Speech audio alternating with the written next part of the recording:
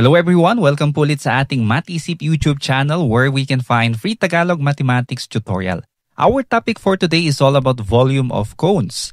But before we begin, let me just thank our subscribers and to our dear teachers who are also sharing our video tutorials to their dear students. By the way, if you are interested with our PowerPoint presentation, fellow teachers, you can visit our Facebook page to inquire of our PowerPoint products. Or you can click the link in the description or in the top comment. And para naman po sa mga hindi pa nakakapag-subscribe, you can click the subscribe button and click the notification bell para po lagi tayong updated sa mga susunod pang mga lessons. Okay, so without further ado, let us now begin with our lesson for today. So in our learning competency, these are the following targets. Our goal for today, objectives for today is to explore inductively the volumes of cones leading to their formulas. Second, we will find the volumes of cones. And then lastly, we will solve problems involving the volume of cones. Okay, so let's start our lesson with these introductory questions. Let me ask you this question. Have you ever wondered which kind of ice cream holds more? Ito po bang parang ice buko na binibili natin dito sa Pilipinas in a cylindrical shape or this ice cream in an ice cream cone? Ano po ba ang mas madami ang laman? So, this question can be answered after we discuss our lesson for today. And for this lesson, we should also remember or recall some specific formulas na napag-aralan natin previously in geometry. One of that is the area of a circle. So, we have here, area of a circle is equal to pi times r raised to 2 or pi r squared. Aside from this, we should also recall yung volume of a cylinder which is equal to pi times r raised to 2 times height or pi r squared height. So lahat po ng mga formulas na ito ay magagamit natin for this topic. Now this topic is actually discussed in your grade 7. So if you want to watch that again, you can look at our video in our grade 7 playlist. There you will see how the volume of a cylinder formula was derived. Okay, proceed na po tayo sa volume of cones. Okay, so let's start first with the definition. What is cone? So a cone is a three-dimensional geometric shape with a flat circular base and a curved surface that narrows smoothly to a single point called the vertex or apex. Ito po yung itsura niyan. So we have here a circular base and then it narrows down to this single point here which is called apex or vertex. Okay, ito po ang itsura ng cone. Okay, now let's take a look at the different parts of a cone. So, kung i-dissect natin yung cone, parang ganito po yung magiging itsura niya. So, we have here the circular base and then ito na po yung kanyang edge and then the surface area in the upper part where if you can see, para siyang part din ng circle, no? Parang this is what we call a sector in geometry. And ito po yung kabuuan niya. So we have here the radius. Okay, radius is the distance from the center of the base to its edge. And then we also have here the height, the perpendicular distance from the base to the vertex. Okay, this is the height with a 90-degree angle with the radius. And then next one is the slant height. It's the distance from the vertex to any point on the circular edge of the base. This is used more in surface area. So in our lesson for today, hindi po na muna natin magagamit itong slant height. Ang magagamit natin is yung radius and then yung height. Okay, now let's go to the derivation of the formula of the volume of the cone. How is the volume of a cone derived? Okay, I'm going to show you here the relationship between the volume of a cylinder and then the volume of a cone. So if you can see, we have here the cylinder and then we have the cone. Now, parehas po yung kanilang height. Take note, parehas din po yung kanilang radius. Okay, so if I'm going to use this slider here to change their scale, makikita nyo parehas po yan. Okay, let's say the height is 2 units and then the radius is 1 unit. So radius is 1 and then height is 2. Now, imagine if we fill this cone with water, pag puno po ito ng tubig and then we try to transfer it here in the cylinder, how much of this cylinder will be filled? Okay, so try po natin. Imagine, puno po ng tubig yung ating cone and then try po nating ilipat sa cylinder. Tignan po natin kung anong part yung mapupuno niya. Okay, so there you go. Dito na po yung tubig and as you can see, 1/3 of this cylinder is filled with water. Therefore, we can say that the volume of the cone is 1/3 times the volume of the cylinder. We know that the volume of a cylinder is pi times r squared times height. Therefore, the volume of a cone is 1/3 pi r squared height.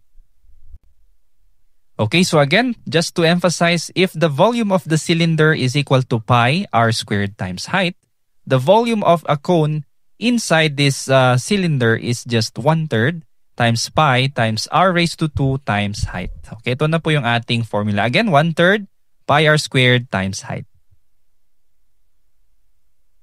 Okay, now let's proceed to solving volumes of cones. Okay, so let's have these word problems. Let me give you some examples. First example, let me read. A cone has a radius of 6 cm and a height of 10 cm. Find its volume.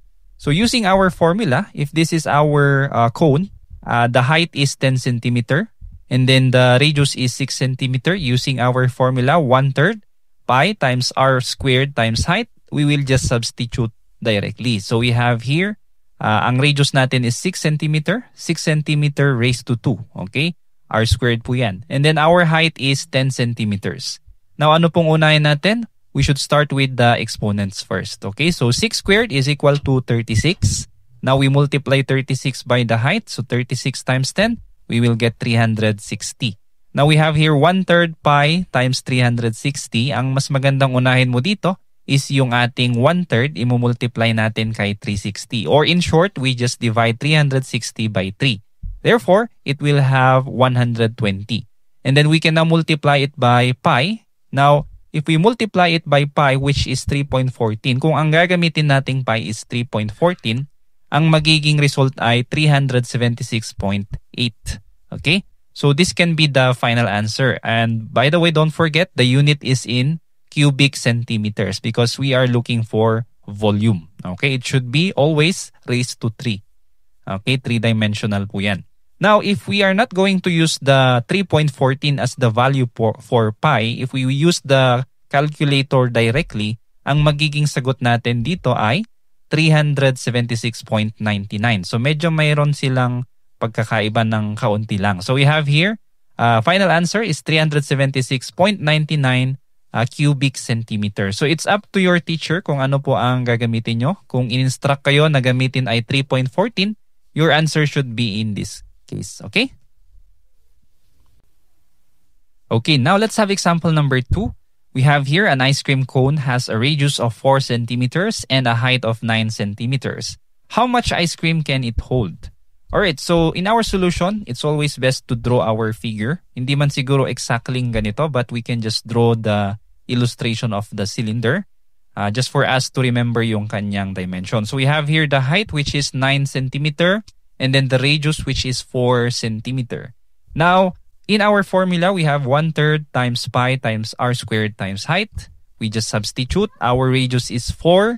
We raise it to 2, and then we have 9 as our height. So, first exponent muna, 4 squared is equal to 16. And then 16 times 9 is equal to 144.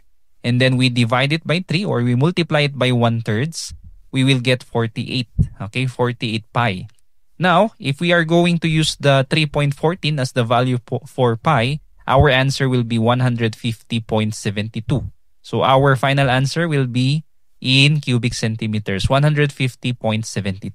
Now, if we're going to use the accurate value for pi using your calculator, you just multiply 48 by pi, press nyo lang yung pi dyan, it will get, you will get 150.80 cubic centimeters. So meron ding pagkakaiba na kaunti. Yung iba, some other teachers, they even prefer kahit na ganito lang, pwede na. So it depends on our teachers kung ano po yung instruction sa atin. That's the one we're going to follow.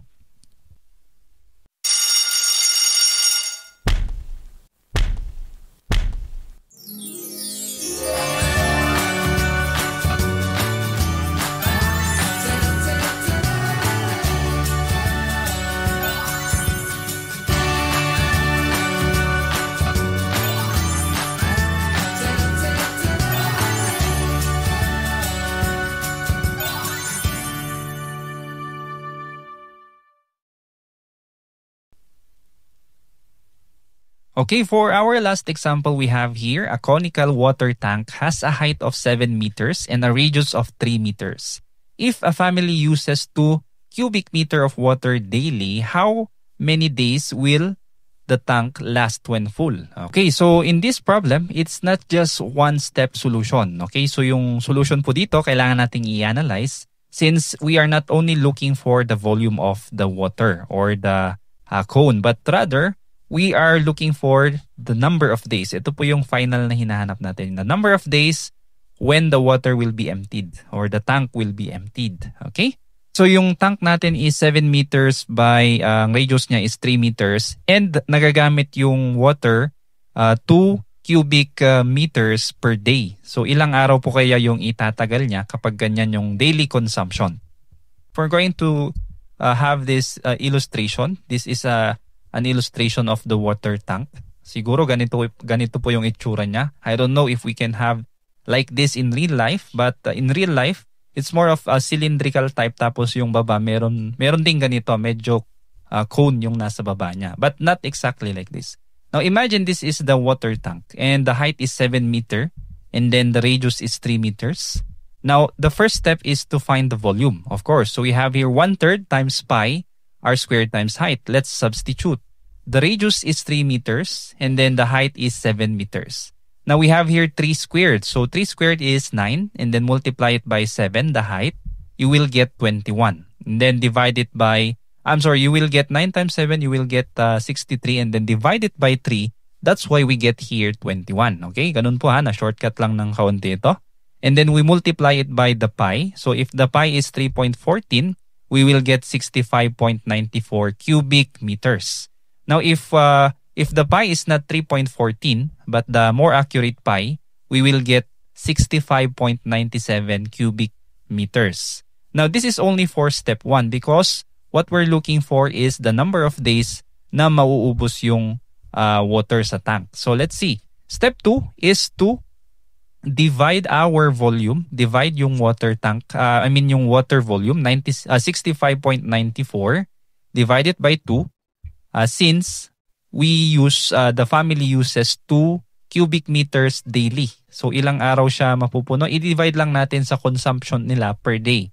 So, we will get 32.97 days. Now, if we use itong second na version natin, 65.97 coming from the exact value of pi, i-divide natin siya by 2 cubic meters per day. Ilang araw po siya? 32.98 days. So medyo dikit po naman siya. Okay, so ito po yung final answer natin. It's 32.98 days. Okay, so for you to practice, we have here some exercises for you to answer. You can pause this video and then try to answer this on your own in your paper. Halos parehas lang din po yung process na na-explain natin kanina sa mga examples. And if you are now ready, you can now play this video so that you can check and compare your answers. Okay? So God bless po sa inyong pagsagot.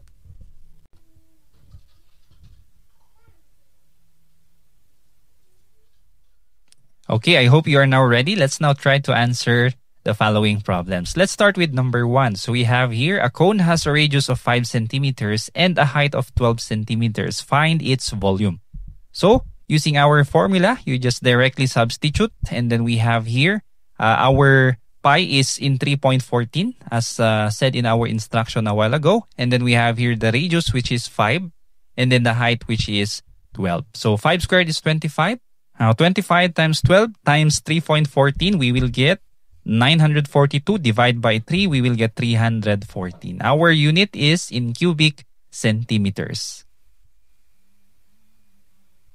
Okay, next for number 2. A traffic cone has a radius of 7 centimeters and a height of 24 centimeters. What is its volume? So in our solution, still in our formula, we will just substitute our given. So don't forget yung pi natin is 3.14 as stated in our instruction. And then the radius is 7 centimeter. And then the height is 24. So 7 squared is 49. Now 49 times 24 times 3.14 in any order po yan, we will get 3,698.88. And then get 1/3 or you just divide it by 3, you will get 1,232.96 cubic centimeter. Okay, for number 3, we have here a conical grain storage container has a height of 12 meters and a radius of 4 meters. If a sack of rice holds 0.08 cubic meters of grain, how many sacks can be filled with the container when the container is full? Okay, so in our solution, just substitute the given. Our radius is 4, our height is 12. Okay, 4 squared is 16. Now, 3.14, the pi times 16 times 12, we will get 602.88. Get 1/3 of it, we will get 200.96 cubic meters. Pero hindi po ito yung final answer natin because what we need is to count how many sacks can be filled when the container is full. So if this is the container full, now we just need to divide it by 0.08 since one sack can contain 0.08 cubic meters. So 200.96 divided by 0.08 is equal to 2,512. Ang ating unit is sack. The container can fill 2,512 sacks. Okay, so there you go. I hope nakuha nyo po ng tama yung mga exercises natin dito.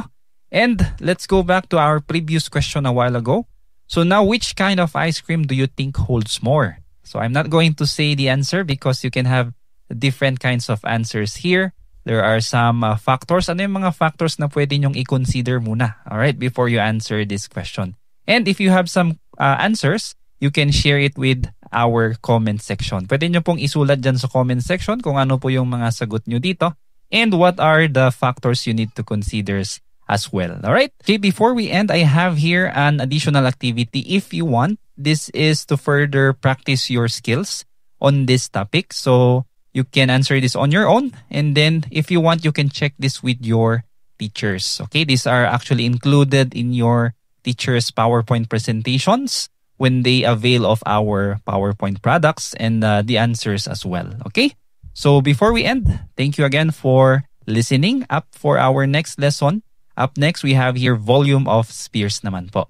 Okay, so again, thank you for listening and God bless po sa inyong pag-aaral. Kung meron kang natutunan sa video na ito, please click the subscribe button to support this channel para mas matulungan ulit kita sa mga susunod mo pang math lessons.